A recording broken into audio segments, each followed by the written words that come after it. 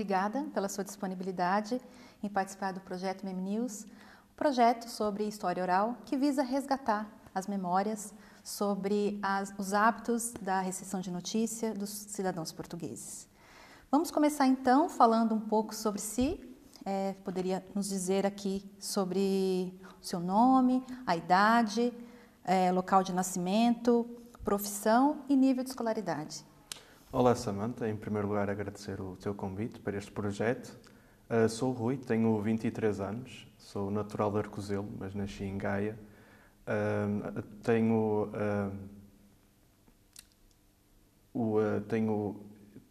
estado nesta faculdade há cerca de 5 anos. Estou agora no mestrado de Ciências da Comunicação e pretendo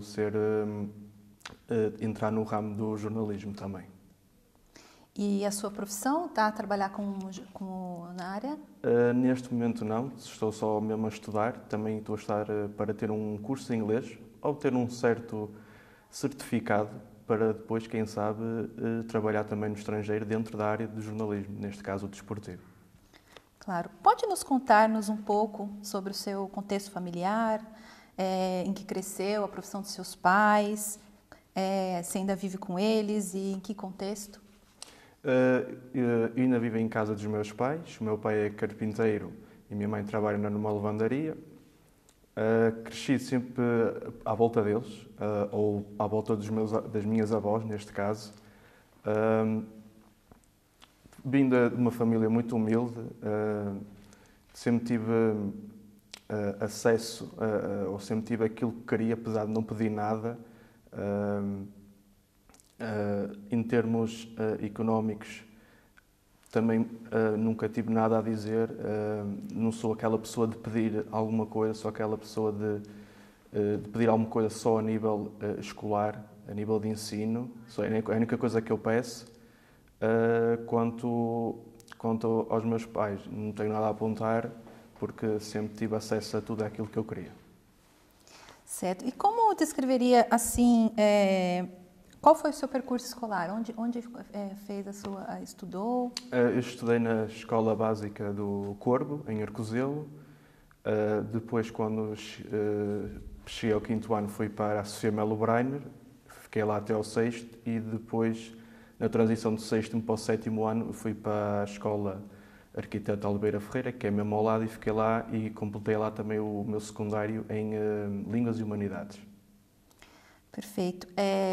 Agora sim, vamos voltar um bocadinho no tempo e falar sobre... Você se lembra de se a sua família se interessava pelas notícias? Quando era jovem, se comentava as notícias em casa? Se tinha o hábito de ler jornais, estar em casa?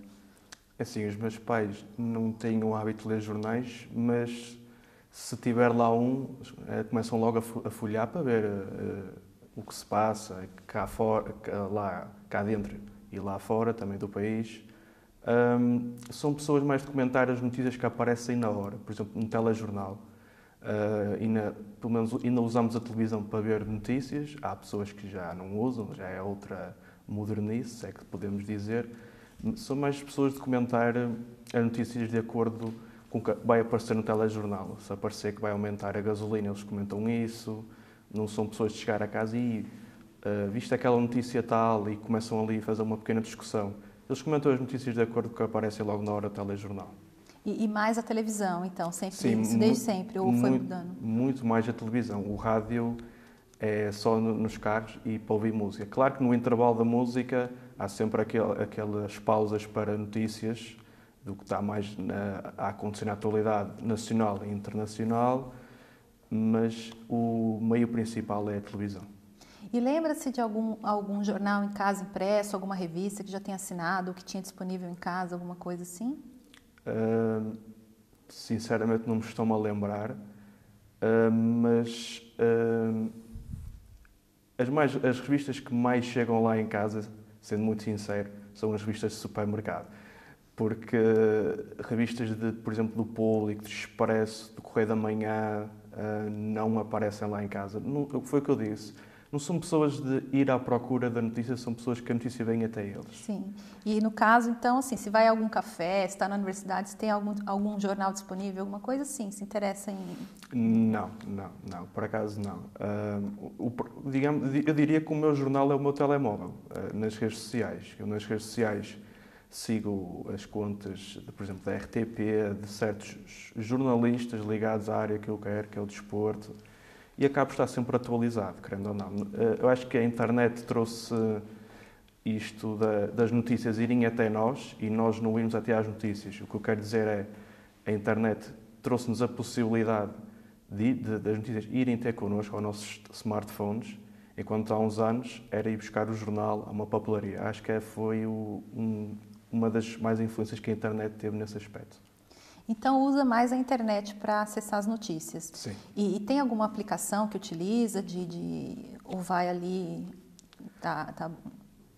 vai buscar no Google, ou tem alguma aplicação, ou vê pelas redes sociais? Como é feito isso? Pelos dois métodos, pelo Google e pelas redes sociais. O Google é quando quero encontrar alguma informação que nas redes sociais ou estou a desconfiar ou não está, porque acho que o papel do jornalista é, querendo ou não, tentar verificar a informação, se é verdadeira ou não. Eu lembro que há uns anos, quando o Maradona faleceu, tive um colega meu que numa chamada disse: o Maradona faleceu. Então eu fui pesquisar e apareceu um jornal que não me era conhecido, então eu deixei estar. Podia ser um simples boato, como normalmente acontece. Mas quando os canais, digamos, fontes confiáveis começam também a noticiar, como BBC, Fox, e depois mais tarde também os canais nacionais como a RTP, aí já começa a acreditar, porque são canais de referência. Então tem consciência da desinformação, das ditas fake news que acontecem e sempre busca então checar as informações quando te parecem assim. Sim. A internet tem isto dos altos e baixos. Um dos baixos é isso mesmo da desinformação. Qualquer pessoa pode chegar lá a fazer um post, a espalhar simplesmente mentira só para ter visualizações e gostos, só que às vezes só por diversão ou pelo menos o objetivo de causar um mau ambiente naquela página ou naquela secção de comentários, para ver a guerra de comentários também. Mas sim, também estou muito ciente que a desinformação veio a acelerar muito com a internet. E lembra-se assim, qual foi o momento que começou a se interessar mais pelas notícias, começou a querer mesmo buscar informações mais profundas na internet e tudo mais? Eu acho que foi na minha transição do 12º ano para a universidade. Não era os meus planos, não estava nos meus primeiros planos vir para a universidade estudar comunicação. O meu plano inicial era ser tradutor. Gosto de aprender línguas estrangeiras e sempre fui bom nisso. Mas a partir do momento que não consegui entrar naquilo que eu queria, procurei sempre uma segunda opção, neste caso foi a comunicação. Minha mãe dizia-me: tu sabes mais o nome do jogador de futebol e as equipas que eles tiveram do que propriamente a matemática e o resto, porque não vais para o jornalismo esportivo. Eu, olha, mãe, boa ideia, então foi aí que me candidatei aqui para a universidade. E se lembra qual foi o meio de comunicação que despertou assim? Foi a televisão mesmo que despertou para isso? Né? Porque O que me despertou mais foi a televisão digital. Como disse há bocado, a maioria dos canais e revistas e jornais digitalizaram-se, como a RTP, e em vez de estarmos à espera do telejornal que se inicie ou outro jornal qualquer como na SIC ou na TVI, nós através do telemóvel, neste caso no Instagram, que é o que eu uso mais para obter notícias, em vez de estar à espera que ele se inicie, ao longo do dia vai haver notícias e então essas notícias mais relevantes são publicadas lá no Instagram ou no Facebook e é daí que eu retiro mais ou menos as notícias mais atualizadas e mais relevantes. E lembra-se assim, de algum programa específico que marcou-te, que começou assim, a te despertar para poder estar sempre a acompanhar? Não me lembro de um programa em específico, lembro-me de programas de comentadores sobre desporto. Normalmente quando um jogo de futebol acabava e havia a discussão de foi merecido ou não, típico debate. Eu fiquei sempre interessado de como é que eles sabiam tanto, de onde vinham buscar a informação. E foi a partir desses programas de debates, que também comecei a procurar mais informação, neste caso sobre futebol, e que é o desporto rei cá em Portugal. Mas foi a partir desses programas. Não me lembro de um programa específico, mas sei que esse tipo de programas dava, por exemplo, na TVI ou na CMTV. Isso foi quando? Quando era jovem, assim, mais ou menos que idade? Mais ou menos 17, 18 anos, por aí. Sim, e costumava falar das notícias em casa? Comenta as notícias com a família? Como eram notícias de desporto, comentava que o meu pai dava-nos sempre a opinião, se discordássemos, começávamos quase hoje ali os dois aos berros, num tom de brincadeira, mas comentava sempre com ele. A minha mãe às vezes intrometia-se, mas como ela não percebia quase nada e eu e o meu pai não ligávamos muito. E lembra, assim, de alguma notícia que comentou, assim, que te marcou, assim, de estar... Eu acho que a notícia mais marcante dos últimos meses foi, ele sendo portista, foi a morte do Pinto da Costa. Foi algo que não estávamos à espera, não havia tipo um background, não se sabia nada dele, ele de repente faleceu. Por exemplo, se fosse a notícia do falecimento do Papa, acho que seria mais, estaríamos mais à espera, porque há um cenário por trás dele e era mais natural. Tendo em conta a notícia da morte do Pinto da Costa, não estava plenamente a contar, porque não se sabia nada dele, das notícias, não se sabia sequer o estado de saúde, foi uma coisa de repente. E quando aparece no telejornal, eu pelo menos fiquei especado a olhar para a televisão, porque não estava mesmo à espera.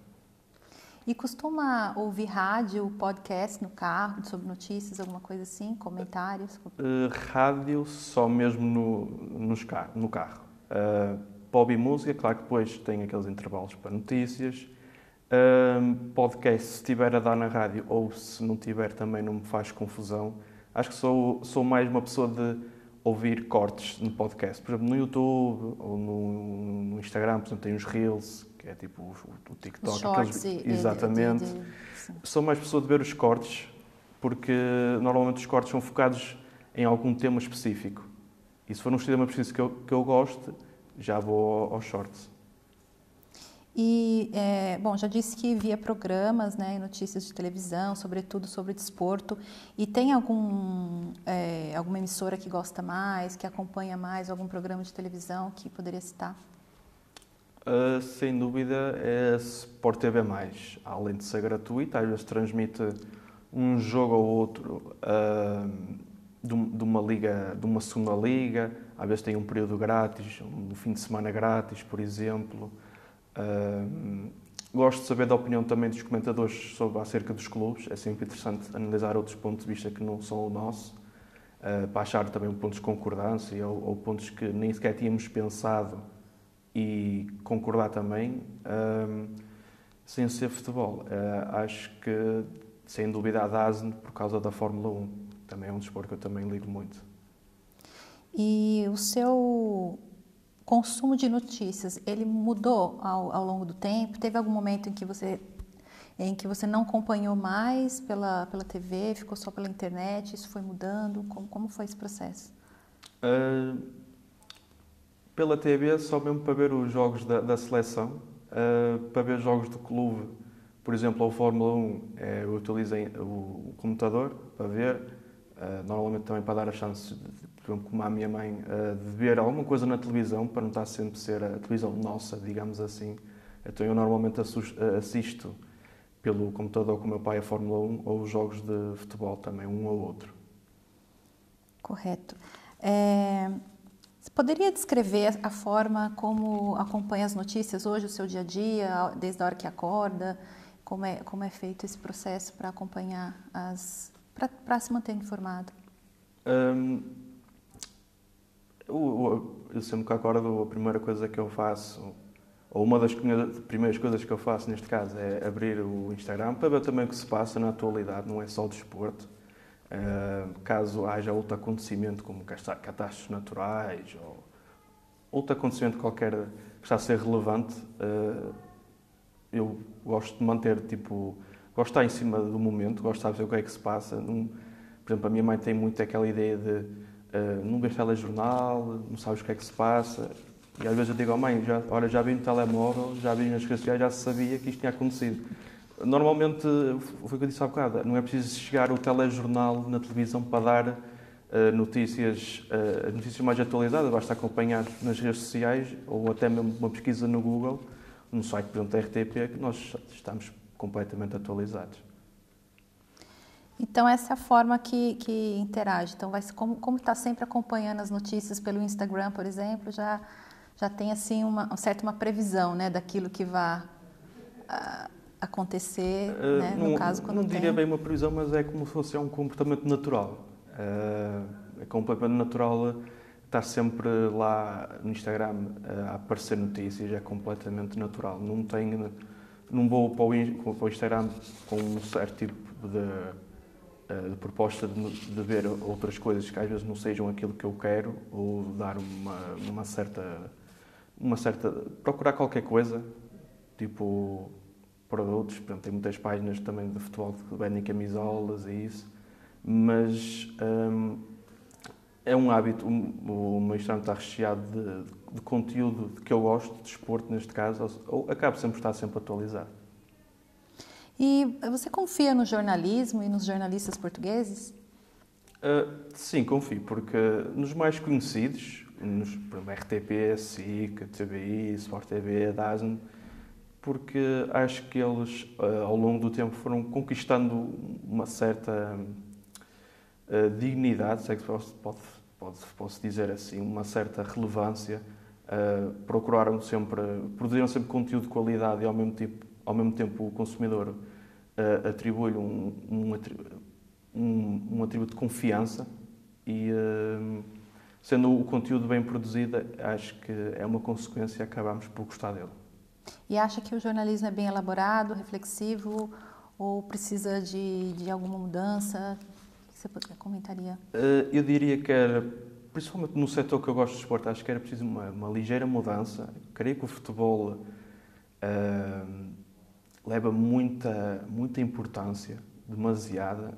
Um exemplo foi, há algum tempo atrás, houve o Campeonato do Mundo de Handebol masculino e nós tivemos a seleção nacional pela primeira vez nos 4 melhores. Nós já tínhamos feito, o Portugal já tinha feito história antes, ao ser top 6 ou top 8, não estou bem recordado, mas só a RTP1 só começou a transmitir a meia-final do top 4. Creio que devia existir uma maior preocupação, não é um caso só para a RTP, mas acho que devia ser uma maior preocupação nos esportes ao redor. Se largar um pouco o futebol, não lhe atribuir muito tempo de antena, mas sim preocupar-se em manter um equilíbrio entre os outros desportos. E teria alguma sugestão com relação aos formatos? Acompanha notícias internacionais em outros meios para se manter informado também sobre o mundo? Acompanha alguma coisa? Sim, acompanho quase outros canais, porque a Fox, não sei só de desporto, também é como, por exemplo, a RTP, tem certos programas de outros setores de jornalismo. Então, eu diria que uma sugestão seria, talvez, ter um pouco de... saber um pouco também o que é que se passa, fazer um pouco de pressão a quem decide transmitir estes programas, de ter um pouco de noção também do que se passa, largar um pouco aquela bolha de futebol, e porque seria interessante nós termos consciência também daquilo que se passa não só no futebol, mas também nos outros esportes, na qual Portugal é bom e tem provado o seu valor. E acessa alguma emissora ou portal de notícias em outro idioma, assim, estrangeiro? Bem, eu sigo páginas no Instagram estrangeiras, e até sigo também alguns jornalistas em específico que têm a sua importância. Eles sabem sempre, alguns deles, por exemplo, Fabrício Romano, Sebastião Sousa Pinto, se não estou em erro, e até mesmo Pedro Sepúlveda, que até estou aqui na Universidade Fernando Pessoa, são alguns jornalistas que eu sigo que são mais ligados às transferências de futebol. Às vezes a transferência já se sabe antes de, por exemplo, de aparecer na televisão. Eles têm os seus contactos, então são jornalistas, são páginas de referência no que toca, por exemplo, ao futebol. Bom, já disse que utiliza vários meios de comunicação para se manter informado, né? Como a internet, a televisão, rádio. Acredita que há vantagens em acompanhar vários meios de comunicação, tipos de formato para se manter informado? Sim, definitivamente. Ou até podemos até utilizar os dois ao mesmo tempo, para estar a acompanhar diferentes notícias nas quais nós interessamos-nos. Mas sim, é muito importante também variar aquilo, porque às vezes o que estamos à espera de ver na televisão não aparece e nós recorremos a outro meio, ou a rádio, ou a internet, no telemóvel, no computador, não interessa. Mas sim, é definitivamente uma vantagem importante acompanhar as notícias sem ser pelo mesmo meio, seja a televisão, seja o telemóvel. E como você vê a evolução do jornalismo em Portugal? Assim, desde a sua juventude até hoje, como você vê essa evolução? É assim, eu quando era mais novo não me lembro muito de como era o jornalismo, sinceramente, mas creio que, claro que há sempre espaços para melhorias. Não está a correr ao momento aqui nenhuma, mas se formos analisar lá em baixo profundamente, acredito que sim, existiria algumas melhorias, mas sinceramente não me recordo do jornalismo quando era mais novo. Eu selecionava programas que mais gostava, neste caso de infantis, porque era mais novo, e então não tenho bem uma noção de como é que era o jornalismo. Porque como já nasceu na geração na era digital, então já teve essa percepção de acompanhar na TV e na internet, então Sim, isso veio sim. até desde de novo até hoje. Sim, definitivamente. Eu tendo nascido no auge, mas no início da internet, uma das coisas que também mais me fascinava pela internet era quão profunda ela conseguir em uma certa notícia ou uma certa pesquisa que eu estaria a fazer. E isso é que me puxou muito para usar a internet, definitivamente. Disse que tem redes sociais, né, que acompanha as notícias pelo Instagram. Quais redes sociais tem? Só tenho o Instagram e o Só WhatsApp. Instagram e WhatsApp. Então. O Facebook foi para, digamos que já passou o tempo, mas foi para a viagem dos Estados Unidos do professor Ricardo Jorge Pinto. De resto, nunca mais utilizei. Só mesmo o Instagram e o WhatsApp, que não tem como. Bom, a gente já está quase terminando e aqui para fechar, eu queria que dissesse se acredita que hoje, acredita que o jornalismo de hoje ele cumpre seu papel na sociedade, mais ou menos o que vem no passado até hoje, se ele cumpre esse papel. Sim, creio que cumpre o papel. Temos informações de todos os setores do nosso país, como a política, a economia, a saúde, desporto. Existe um equilíbrio bastante notável na televisão. Claro que, foi como disse há bocado, há alguns desportos que podiam ser mais noticiados, mas sim, definitivamente, creio que o jornalismo neste momento está ok. Está ok. Claro que há sempre espaço para fazer melhorias, mas neste preciso momento o jornalismo creio que se encontra num caminho particularmente bom. Sim. Então as notícias são importantes. Sim, é importante para mantermos atualizados de tudo o que se passa. É sempre... acho que não seria impensável deixar de transmitir notícias para a televisão. As pessoas mais velhas não se modernizaram. Por exemplo, a minha avó, o telemóvel para ela mesmo que sejam teclas. É um pesadelo usar aquilo para ela, nem quase sabe usá-lo. Imaginemos um touch. Por isso, para ela, para essas pessoas como a minha avó, ter um meio como a televisão, até mesmo a rádio, para elas é fundamental para saber o que é que se passa. Mesmo assuntos internacionais como as eleições de Donald Trump, elas estão a par, percebem um pouco, não percebem muito o que se está a tratar ali, mas percebem que o jornalismo molda ali uma imagem que não é muito boa para elas, e elas percebem isso. Por isso, a televisão para elas é fundamental. Sim, gostaria de acrescentar algo mais sobre a forma como vê o jornalismo e o consumo de notícias em Portugal? É uma pena também para nós universitários que às vezes precisamos fazer trabalhos para as nossas disciplinas, que algumas newsletters infelizmente sejam pagas. Nós entendemos o porquê, mas para nós é uma pena ter às vezes conteúdo pago. Por exemplo, há pouco tempo lembro de uma notícia do Público. Estava a ler a notícia no telemóvel e depois em baixo assine para...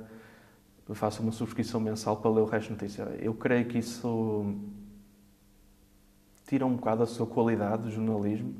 Acho que seria melhor avisar antes de carregar a notícia. Olha, é uma notícia paga, há que ter noção disso. E a pessoa aí pagava ou não, era a opção dela. Mas estar a ler uma notícia a meio, vamos fazer um scroll para baixo e depois reparar, a notícia é paga, é um bocado chato para nós. Mas recebe alguns boletins no seu e-mail, subscreve alguma coisa assim? Recebo do New York Times, no e-mail da faculdade, para manter também atualizado o que é que se passa sobre a política, já que tenho, no segundo ano de mestrado tenho uma disciplina, tenho disciplinas ligadas à política nacional e internacional. O New York Times aí cobriria a política internacional, sendo também um jornal de referência, quase todas as pessoas do mundo o conhecem. Sendo um jornal de referência, pensei por que não assinar e manter-me atualizado da política internacional. E é o único jornal, também conheço também o Washington Post, mas é o único jornal que eu recebo newsletter todos os dias no meu e-mail da faculdade. Então não assina nenhum conteúdo pago, nem impresso, nem Não. subscrever, porque hoje alguns jornais, né? Acho que a maioria agora tem que subscrever para poder... Sim, mas também, ligado ao desporto, também não se subscreve nenhum. Eu recorro muito à internet, àqueles sites, digamos, os piratas, para ver. Tem dado certo, os meus dados ainda estão intactos, por isso pretendo continuar a ver. Enquanto o site não vá abaixo, eu vou continuar a ver. Sim.